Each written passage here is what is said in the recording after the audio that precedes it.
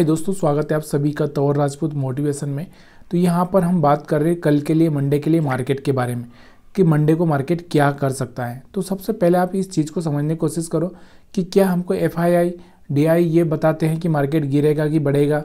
इस आधार पर हम लोग तय कर सकते हैं क्या? तो मेरे को जहाँ तक लगता है कि इस आधार पर हम तय नहीं कर सकते कि एफआईआई बाइंग करेंगे तो मार्केट बढ़ेगा, डीआई बाइंग करेंगे तो मार्केट बढ़ेगा। अब थोड़ा सा यहाँ पर डीआई और एफआईआई का जो नज़रिया है वो देखो कि ये बड़े इन्वेस्टर होते हैं, मतलब समझ रहे हो, ये भी बड़े होते हैं। मतलब एक तरह से हम बोलें तो ये छोटा मोटा अमाउंट हमारे जैसे अमाउंट नहीं लगाते। इनको कितना पैसा लगता है किसी भी चीज़ को बाइंग करने के लिए, करोड़ों में ही पैसा लगाते हैं। तो हम कोई करोड़ों में नहीं लगाते। हो सकता है कोई छोटा मोटा आदमी 10-20 करोड़ 5 करोड़ तक लगा सकता होगा, लेकिन ये इनका जो करोड़ रहता है 100 करोड़ 1000 करोड़ इस तरह से ये लगाते हैं। तो ये जो सोच समझ के ही लगाते हैं, ऐसा नहीं है। तो यहाँ पर मतलब ये क्या करते हैं, देखो ये एक दिन के लिए नहीं लगाते। ये जब एफआईआई लगाएगा, डीआई लगाएगा तो एक दिन के लिए नहीं लगाएगा, वो लगाएगा कम से कम 2 दिन 3 दिन 4 दिन, पूरा दिन के लिए। अब हम क्या करते हैं, हमको थोड़ा सा दिखा कि यहाँ से मूविंग एवरेज के नीचे यहाँ पर मार्केट जाता हुआ दिख रहा है तो हम जैसे ही तो सेल कर देते हैं। वो ऐसा नहीं करते, वो ऐसा बार बार बाइंग सेलिंग नहीं करते हैं, क्योंकि 1000 करोड़ रुपए का अगर वो बाइंग सेलिंग करेंगे तो कहाँ जाएगा। तो सबसे पहली बात तो ये हमको सोचना होगा कि ये जो एफआईआई डीआई क्या करते हैं उस चीज़ को समझना बहुत ज़रूरी है। तो सबसे पहले हम डेटा को देख लेते हैं कि देखो यहाँ पर 26 तारीख का डेटा है, जहाँ पर आपको देखने को क्या मिल रहा है कि यहाँ पर एफआईआई ने यहाँ पर 2376 करोड़ की सेल करी थी 26 तारीख को। अब हम यही डेटा के आधार पर अगर हम देखेंगे और यहाँ पर 3300 करोड़ की डीआईआई ने सेल करी थी। अब मार्केट को देखिए, बैंक निफ्टी का चार्ट है आपके सामने और यहाँ पर इस चार्ट पर आप क्या देख रहे हो कि उस दिन अगर यहाँ पर एफआईआई ने सेल करी थी तो यहाँ से ये क्या हुआ, ग्रीन कैंडल बना। तो ग्रीन नहीं बनना चाहिए था, सीधे यहाँ से एक रेड कैंडल नीचे तक जाना चाहिए था, लेकिन ऐसा हुआ या नहीं हुआ। तो यहाँ पर क्या हो गया, डीआईआई ने बाइंग ज़्यादा कर दी थी, इसलिए ये ऐसा बना क्या। तो ये सारा कहना बहुत मुश्किल हो जाता है, लेकिन फिर भी हम एनालिसिस कर रहे हैं। तो यहाँ पर देखो पलड़ा किसका भारी है, अगर हम बात करें तो यहाँ पर डीआईआई ज़्यादा बाइंग कर रहे हैं, ठीक है, डबल भी बाइंग कर रहे हैं। तो हो सकता है कि ये मार्केट को स्टेबल करने की, ऊपर ले जाने की कोशिश कर रहे हैं, लेकिन एफआईआई का सपोर्ट नहीं आ रहा है। तो जिस दिन एफआईआई का सपोर्ट आ जाएगा, कहने का मतलब क्या बोल रहा हूँ, जिस दिन एफआईआई का सपोर्ट आ जाएगा उस दिन बहुत बड़ा मोमेंटम यहाँ पर हमको देखने को मिलेगा। तो अभी फिलहाल में क्या कर रहे हैं, एफआईआई सेल कर रहे हैं। थोड़ा सा इस चार्ट में आपको दिखाना चाहूँगा। ये एफआईआई का जो अभी तक का मतलब इस महीने का अगर हम बोल सकते हैं तो ज़्यादा दिन का तो नहीं है, लेकिन 17 तारीख 16 तारीख से यहाँ पर डेटा देखने को आपको मिल रहा होगा। कैसे यहाँ पर एक रेंज में आपको देखने को जाता हुआ मिल रहा है कि यहाँ कहीं ना कहीं थोड़ी सी सेलिंग कम होती दिखाई दे रही है। मतलब पहले ज़्यादा 17 को ज़्यादा हुई, फिर 19 को, 20 को कम हुई, 24 को कम हुई, 26 को। तो ये इस तरह से थोड़ा सा पॉजिटिव मोमेंटम हमको ऊपर की साइड में देखने को मिल सकता है, या फिर नीचे की साइड में भी देखने को मिल सकता है, ऐसा कहना बहुत मुश्किल है। लेकिन फिलहाल में अगर हम देखें जो 27 तारीख का जो डेटा है, इस आधार पर अगर हम देखें तो यहाँ पर आपको क्या देखने को मिल रहा है, थोड़ी सी यहाँ पर सेलिंग कम होती हुई इनकी दिखाई दे रही है आपको 1300 करोड़, और यहाँ से इनके डबल के आसपास यहाँ पर बाइंग डीआईआई ने करी हुई है। तो ये 27 तारीख का डेटा आपको देखने को मिल रहा होगा। तो इस डेटा के आधार पर थोड़ा सा ये लग रहा है कि पॉजिटिव मोमेंटम हो सकता है। और इसके बाद में हम लोग थोड़ा सा यहाँ पर ये भी देखना ज़रूरी होता है कि जो हमारा, अगर हम देखें यहाँ पर कि जो चार्ट क्या बोल रहा है, ऑप्शन क्या बोल रहा है, वहाँ पर हमारा जो ओआई डेटा है वो क्या बोल रहा है, उसके साथ में यहाँ पर डाउ जोन्स से क्या बोल रहा है। तो सबसे पहले हम लोग लास्ट टाइम में जो डाउ जोन्स से क्लोज हुआ वो देखते हैं। तो यहाँ पर देखोगे आप, तो यहाँ पर ये डाउ जोन्स की अगर हम बात करें तो यहाँ पर आपको देखने को मिलेगा, थोड़ा सा यहाँ पर मैं दिखाता हूँ। तो यहाँ पर अगर आप देखोगे तो कहीं ना कहीं ये पॉजिटिव देखने को मिल रहा है। 5 दिन में इसमें 1.5% से ज़्यादा का तेज़ी आपको देखने को मिल रहा है। और अगर हम लास्ट डे की बात करें, थोड़ा सा यहाँ पर सेलिंग प्रेशर देखने को मिला है आपको, अगर दिख रहा होगा तो कहीं ना कहीं यहाँ से नीचे थोड़ा सा जाता हुआ देखने को मिला। तो कहीं ना कहीं थोड़ा सा सेलिंग प्रेशर देखने को मिला। अगर हम बात करें पॉइंट में, तो कितना पॉइंट यहाँ पर आपको दिख रहा होगा कि करीबन ये वाला यहाँ पर आपको 0.7 से गिरता हुआ देखने को मिला। मतलब इसके हिसाब से थोड़ा सा हमको नेगेटिव रहना चाहिए, लेकिन बाकी जो डेटा हम देख रहे हैं उसके हिसाब से थोड़ा सा पॉजिटिव मोमेंटम है। इसके अलावा हम नस्दाक की बात करते हैं तो ये भी यहाँ पर आपको देखने को मिल रहा होगा, तो करीबन 1.5% से ये भी गिरा हुआ है। और लास्ट टाइम में इसने क्लोजिंग 1.5% के आसपास किया। मतलब इस हिसाब से देखिए हम लोग तो यहाँ पर क्या देखने को मिल रहा है कि कहीं ना कहीं हमारा मार्केट नेगेटिव ओपन हो सकता है, ऐसा यहाँ पर हम सोच सकते हैं। तीसरा हमारे लिए सबसे बड़ी प्रॉब्लम कहाँ पर खड़ी हो रही है कि हमारा जो, अगर आपको देखने को मिल रहा होगा कि हमारा जो रुपया है वो एकदम बिल्कुल गिरता ही जा रहा है। अगर आप देखोगे 85 के आसपास पहुंच चुका है, 85 से मतलब नीचे, मतलब 85.39 के आसपास। मतलब आप सोचिए कि कितना नुकसान, हमारा रुपया कितना गिरता जा रहा है। अगर आप देखोगे तो कहाँ ये वैल्यू, दिसंबर से पहले अगर हम देखेंगे इसमें तो कहाँ पर थे हम लोग, 84 के आसपास थे, और 84 से अभी हम कहाँ 85 के आसपास। मतलब सोचिए 1 रुपये का यहाँ पर फैसला हो चुका है, 1 महीने में हमारा रुपया 1 रुपये से कमज़ोर हो चुका है। मतलब सोचिए कि हमको अभी जितना, मतलब डॉलर की बजाय कितना रुपया देना पड़ रहा है।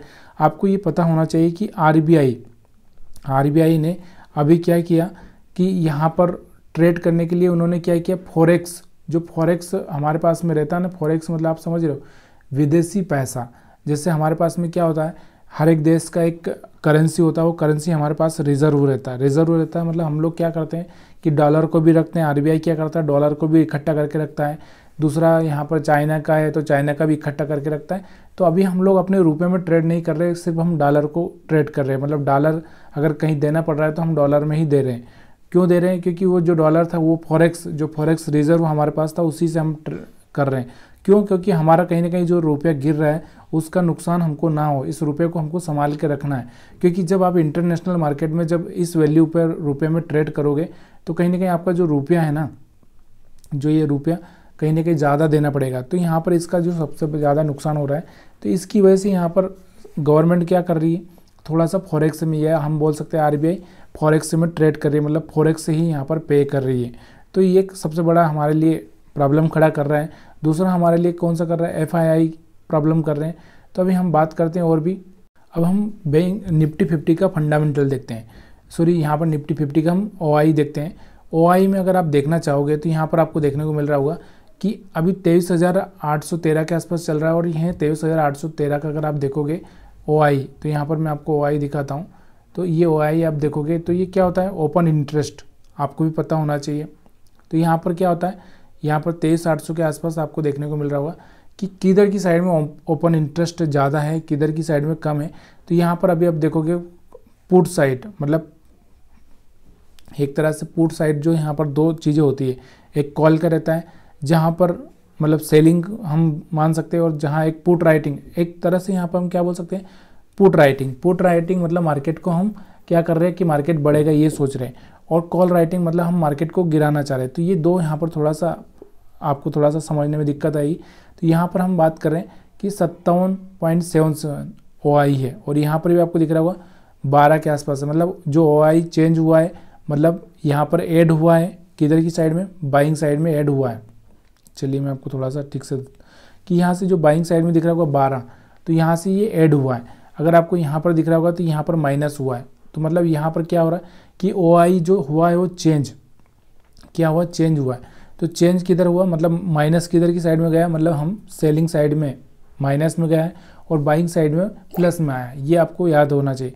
इसके अलावा अगर हम बात करें इसके अलावा, तो यहाँ पर आपको दिख रहा होगा हमारा जो ओआई कितना चल रहा है 57, और यहाँ पर आपको दिख रहा होगा 37, मतलब 20 पॉइंट के आसपास ये नीचे, मतलब एक तरह से डबल के थोड़ा सा यहाँ पर करीब आपको देखने को मिल रहा है। तो कहीं ना कहीं यहाँ पर थोड़ा सा बाइंग मोमेंटम देखने को मिल सकता है इसके हिसाब से। और यहाँ पर 23,800 के आसपास आपको दिख रहा होगा, ये जो ग्रीन लाइन आपको देखने को मिल रही होगी ना, ये बड़ी लाइन दिख रही है। मतलब इसका मतलब क्लियर मतलब है कि बायर से ज़्यादा यहाँ पर बैठे हैं। अब इसके अलावा अगर हम बात करें रजिस्टेंस की, तो रजिस्टेंस आपको 23,900 का देखने को मिलेगा, और उसके आगे 24 का रजिस्टेंस आपको क्लियरली यहाँ पर आपको लाइन बड़ी समझ में आ रही होगी। और इसके बाद में अगर हम बात करें सपोर्ट, तो जो सबसे अच्छा स्ट्रॉन्ग सपोर्ट है वो बैंक निफ्टी 50 के आसपास, निफ्टी 50 के पास, वो है यहाँ पर आपको दिख रहा होगा 23,500 का। तो 23,500 का सपोर्ट हमारे लिए बहुत बढ़िया है। यहाँ पर मार्केट आएगा तो लोग बाइंग करेंगे। बाकी यहाँ पर 600 का भी सपोर्ट है, लेकिन वो खास ज़्यादा नहीं है।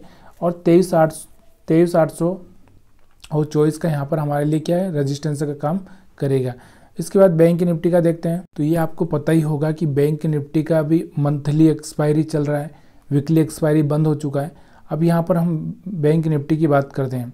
तो बैंक निफ्टी आपको देखने को मिलेगा कि अभी 51,300 के आसपास है। ठीक है, तो 51,300 के आसपास है। तो हम यहाँ पर क्या देख रहे हैं कि 51,000 के आसपास, तो यहाँ पर यहाँ पर 1 मिनट, यहाँ पर OI की बात कर रहे हैं हम लोग, तो 51,000 यहाँ पर 300 के अगर आसपास देखोगे आप, तो यहाँ पर आपको दिख रहा होगा, यहाँ पर कुछ भी ज़्यादा कुछ खास देखने को नहीं मिल रहा। अब OI यहाँ पर क्यों? क्योंकि आपको ये पता है कि ये मंथली एक्सपायरी में अभी लोग थोड़ा सा इनिशियली थोड़ा सा बाइंग सेलिंग इतना ध्यान नहीं देते, क्योंकि लास्ट में वो एंडिंग में थोड़ा सा यहाँ पर पकड़ करते, तो यहाँ पर आपको ज़्यादा कुछ खास OI यहाँ पर आपको फ़र्क नहीं पड़ने वाला। तो अब इसमें सिर्फ हम यही देख सकते हैं कि यहाँ पर 51,500 हमारे लिए रेजिस्टेंस का काम कर सकता है, और उसके बाद में अगर हम बात करें यहाँ पर, तो 51,000 हमारे लिए यहाँ पर क्या काम कर सकता है? सपोर्ट का काम कर सकता है। तो 51,500 51,000 यहाँ पर हम देख सकते हैं। उसके अलावा अगर हम बात करते हैं 52,000 हमारे लिए दूसरा रेजिस्टेंस हो सकता है, और सपोर्ट तो अभी होगा ही नहीं, क्योंकि सपोर्ट तब होगा जब यहाँ पर ये कहीं न कहीं मार्केट टिकेगा, तब जाके हम सपोर्ट का बोल सकते हैं। मतलब बैंक निफ्टी का OI देख के भी हमको कोई फ़ायदा है नहीं। तो कहने का मतलब क्या है? सिंपल सी बात यही है कि थोड़ा सा यहाँ पर आपको जैसा मार्केट चल रहा है उसके हिसाब से आपको ट्रेड प्लान करना होगा। तो यहाँ पर सारी चीज़ें मैंने आपको बता दी। अगर वीडियो पसंद आया तो वीडियो को आप लाइक शेयर कमेंट कर सकते हैं। दूसरा कि मैंने आपको एक चीज़ और बताई थी कि FII कहाँ पर बाइंग करेंगे, कहाँ पर सेलिंग करेंगे, ये आपको पता होना चाहिए। तो यहाँ पर मैं आपको बता रहा हूँ कि देखो, FII इस ट्रेंड लाइन के आसपास क्या करते हैं? बाइंग करते हैं, फिर यहाँ पर लेके जाते हैं, और फिर यहाँ पर वो क्या करते हैं? सेलिंग करते हैं, और फिर वो यहाँ तक नीचे ले आते हैं, और फिर यहाँ पर फिर बाइंग कर सकते हैं। तो कहने का मतलब क्या है कि अगर ये वाली रेंज ब्रेक नहीं हो रही है, तो मतलब सोचिए कि यहाँ पर FII मौजूद है, और वो बाइंग में मार्केट को ऊपर उठाने की कोशिश ज़रूर करेंगे। तो ये चीज़ें आपको याद होना है। और निफ्टी 50 पर भी सेम यहाँ पर आपको देखने को मिलेगा सपोर्ट के आसपास, और उनका मैंने आपको बताया ना कि उनका नज़रिया थोड़ा सा 2 दिन 5 दिन 1 वीक का रहता है, क्योंकि वो 1 दिन के लिए तो ये सब चीज़ें करते नहीं है। तो उनका नज़रिया थोड़ा सा 1 वीक का रहता है, 1 वीक मंथली, उनका सारा नज़रिया अलग रहता है। तो इस चीज़ को आपको याद रखना है।